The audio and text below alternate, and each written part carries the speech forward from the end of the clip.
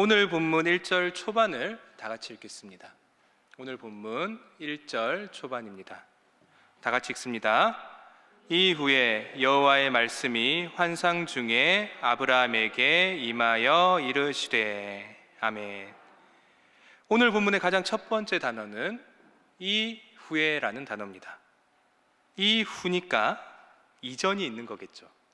즉 오늘 본문은 이전 본문의 아브라함을 인식하고 있습니다. 그러면 이전 본문의 아브라함은 어떤 사람이었을까? 창세기 14장에 따르면 아브라함은 위대한 전쟁 사령관이자 소돔 왕의 거대한 재물조차 거들떠보지 않는 고고한 자였습니다. 그런 아브라함에게 오늘 본문 1절에서 여호와의 말씀이 환상 중에 임합니다. 여호와의 말씀이 환상 중에 임했다.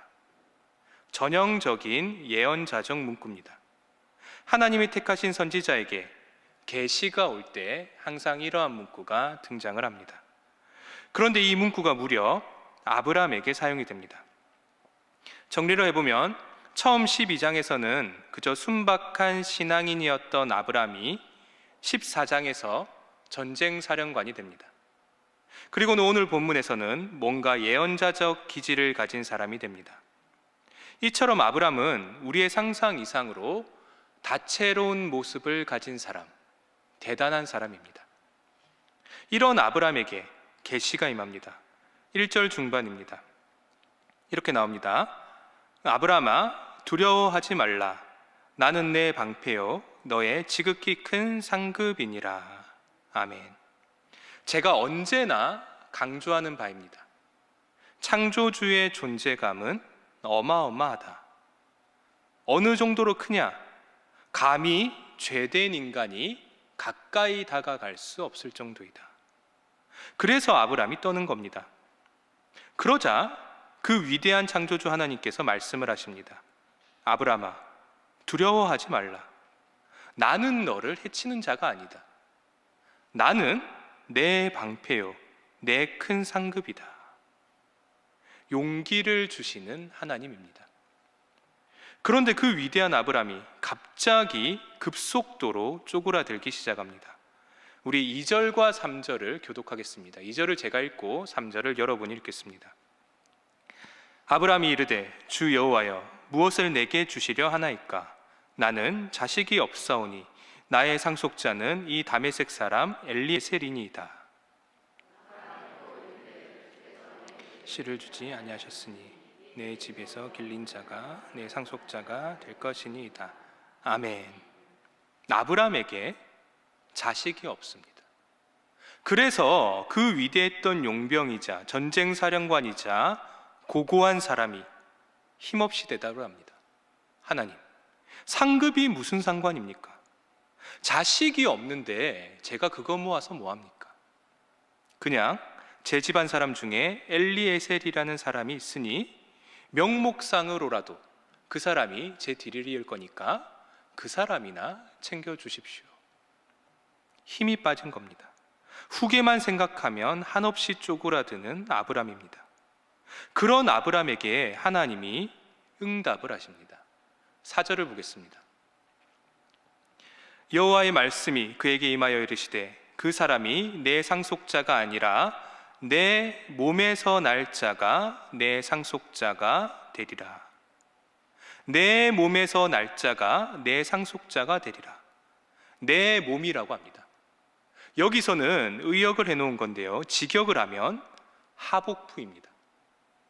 즉 생물학적으로 아브라함이 확실히 후손을 낳을 거라는 하나님의 말씀입니다.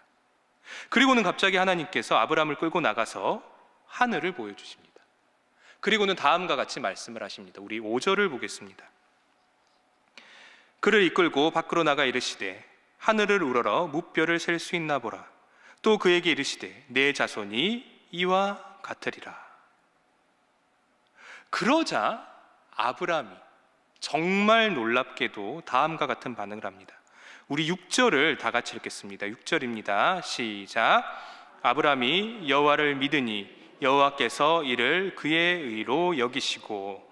아멘.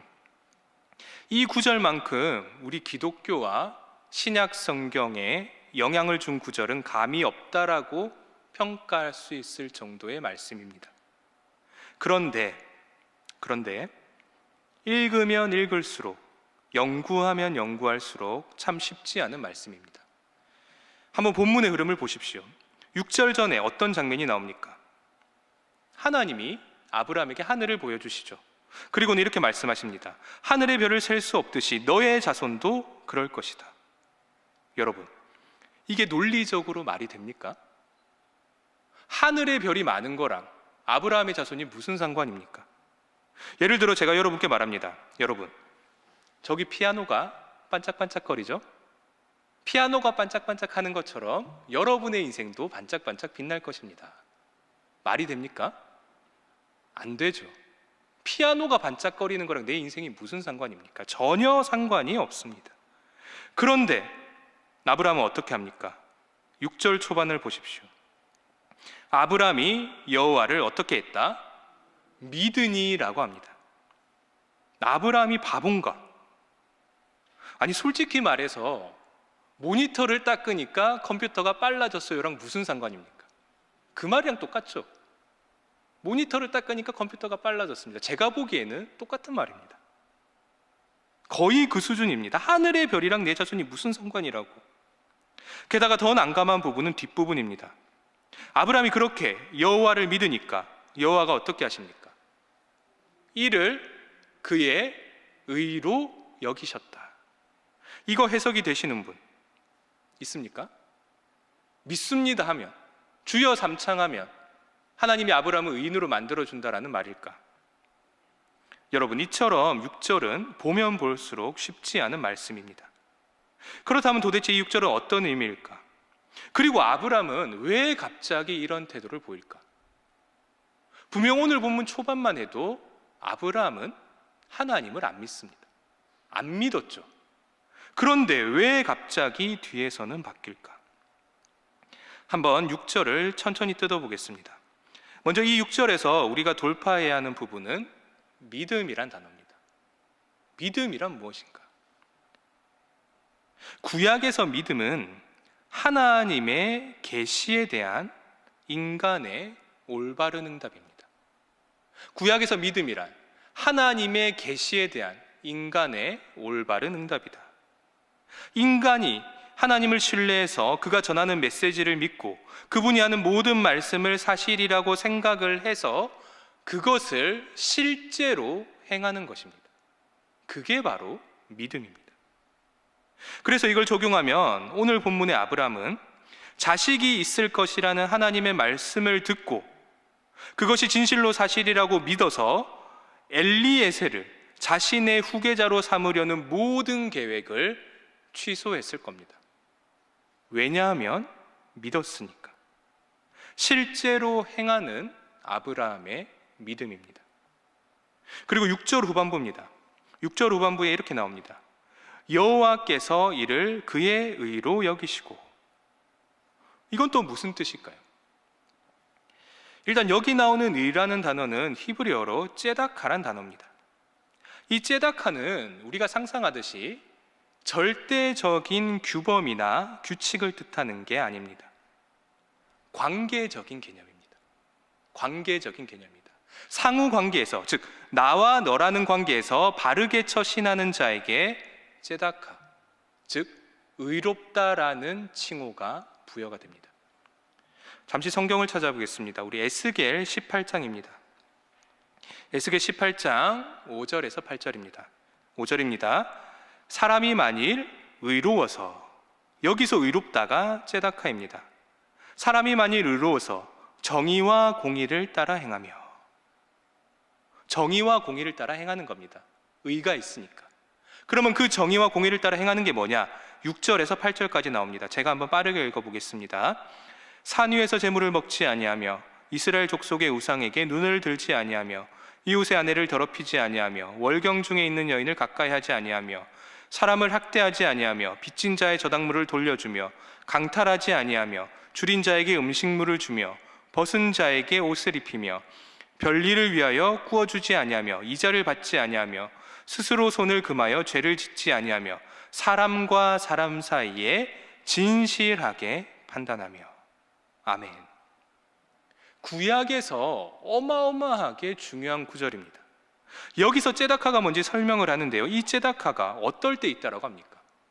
간단히 요약을 하면 첫 번째는 나와 하나님과의 관계에서 우상을 섬기지 않는 겁니다. 나와 하나님과의 관계가 올바른 겁니다.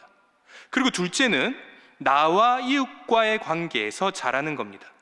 즉 이웃을 학대하지 않고 저당물을 돌려주며 줄인 자에게 음식을 주고 재판을 할 때 진실이 행하는 겁니다. 그게 바로 의로운 것입니다. ጼ다카입니다. 그러면 그 사람은 어떻게 될까? 에스겔 18장 9절입니다. 우리 18장 9절을 다 같이 한번 읽어보겠습니다. 시작. 내 율례를 따르며 내 규례를 지켜 진실하게 행할진대 그는 의인이니 반드시 살리라. 주 여호와의 말씀이니라. 아멘. 하나님과 나와의 관계, 타인과 나와의 관계를 잘 맺으면 그 사람은 ጼ다카가 있어서 어떻게 된다? 반드시 살리라. 여호와의 말씀이니라. 신약으로 따지면 영생한다는 말씀입니다. 진정한 생명이 임하는 것입니다. 자, 이걸 이해하고 다시 한 번 더 오늘 본문 6절을 보겠습니다. 6절에 이렇게 나옵니다. 아브라함이 여호와를 믿으니 여호와께서 이를 그의 의로 여기시고. 아브라함이 여호와를 믿으니, 믿었다. 즉 야훼 하나님과의 관계가 올바르게 성립이 되자, 조금 더 자세히 말하면 후손이 있을 것이라는 말씀을 듣고 실제로 그 말씀대로 행하자, 그것을 보고 하나님께서 그것을 아브라함의 ጼ다카로 여기신 것입니다. 그래서 아브라함은 반드시 살 수밖에 없습니다. 여기서부터 아브라함의 진정한 구원의 길이 시작이 됩니다. 그래서 그 아브라함이 모든 믿는 자의 조상이 되는 것입니다. 그런데 여기서 여전히 풀리지 않는 문제가 있습니다. 아브라함이 왜 이렇게 갑자기 변했냐라는 것입니다. 왜 변했는가? 불과 얼마 전까지만 해도 아브라함은 자손이 있을 거라는 하나님의 약속을 믿지 않았습니다. 그러니까 엘리에셀을 후계자로 삼고 풀이 주고 있었던 거죠. 안 믿었습니다. 그런데 왜 갑자기 믿게 되었을까? 힌트가 5절에 나옵니다. 5절을 보십시오. 그를 이끌고 밖으로 나가 이르시되 하늘을 우러러 무뼈를 셀 수 있나 보라. 또 그에게 이르시되 내 자손이 이와 같으리라. 하늘의 별을 보기 전까지는 아브라함은 안 믿었습니다. 그런데 하늘의 별을 보자 뭔가 변화가 생겨서 갑자기 6절에서 믿음이 생긴 것입니다. 5절이 분기점입니다. 그러면 하늘의 별이 도대체 아브라함에게 어떤 작용을 했을까? 우리 시편 8편을 한번 보겠습니다. 시편 8편 1절입니다. 여호와 우리 주여, 주의 이름이 온 땅에 어찌 그리 아름다운지요. 주의 영광이 하늘을 덮었나이다. 3절에서 4절입니다. 주의 손가락으로 만드신 주의 하늘과 주께서 베풀어 두신 달과 별들을 내가 보오니 사람이 무엇이기에 주께서 그를 생각하시며 인자가 무엇이기에 주께서 그를 돌보시나이까. 9절입니다. 여호와 우리 주여, 주의 이름이 온 땅에 어찌 그리 아름다운지요. 아멘. 여러분, 이 시편 8편의 화자가 무엇을 보고 하나님에 대한 믿음이 생깁니까? 온 땅의 아름다움을 보고? 아니면 하늘의 달과 별을 보고? 아니죠. 정확히 뭡니까?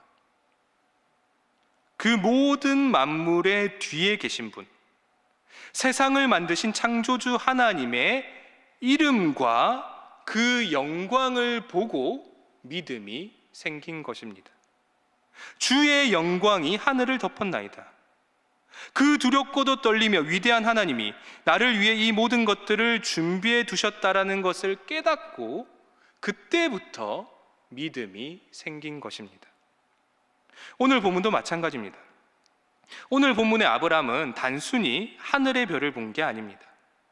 아름다움을 넘어서 경외심마저 들게 하는 그 별들의 너머에 존재하고 계신 위대한 하나님을 바라봤던 것입니다. 그런데 그 위대한 하나님이 아브라함에게 어떻게 하셨습니까?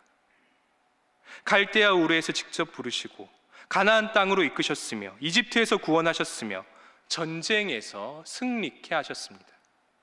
그런데 그런 위대하신 분이, 나를 위하시는 분이 나의 태를 열지 못하실까?